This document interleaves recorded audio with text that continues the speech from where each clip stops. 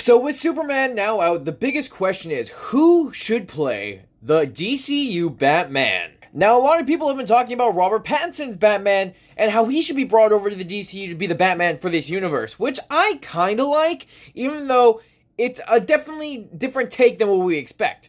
Mostly because side by side, they look good together, and I think this would work in a perfect universe. Especially with Robert Pattinson's Batman, it's a darker tone, it's a grittier, more realistic Gotham, which we can still have in the DCU, mostly because even though it's a comic book movie, it wasn't super realistic at times. Like, he smashed his face into a bridge and landed on the ground. No human could survive that. We can manage to have both the different ideologies and the way these two cities look and these heroes look and have them combined together. Because when we have them in comics, Gotham's still dark, but Superman's there. Or Metropolis is still bright, but Batman's there. Like, they mix well together, and it's the contrast of the two characters that make them such a great pairing.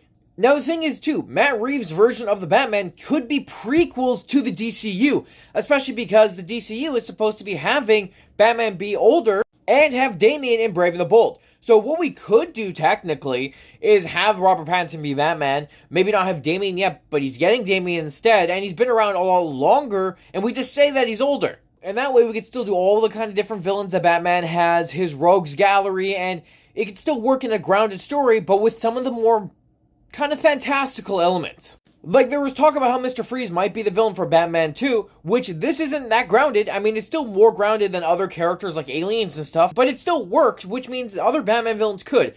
Except when we get to, like, Killer Croc and, like, Man-Bat. It's a little harder to be more grounded with those characters, but, we could still make it work in the DCU.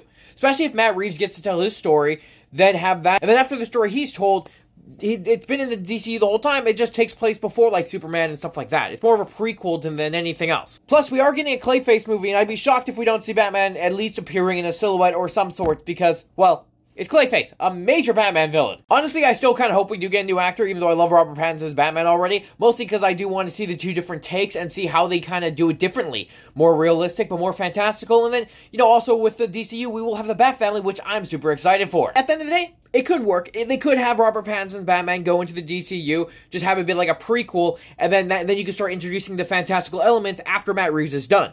But also, let me know, what do you think? Do you want to see Robert Pattinson's, or do you want to see a brand new Batman? Personally, I'm okay with either.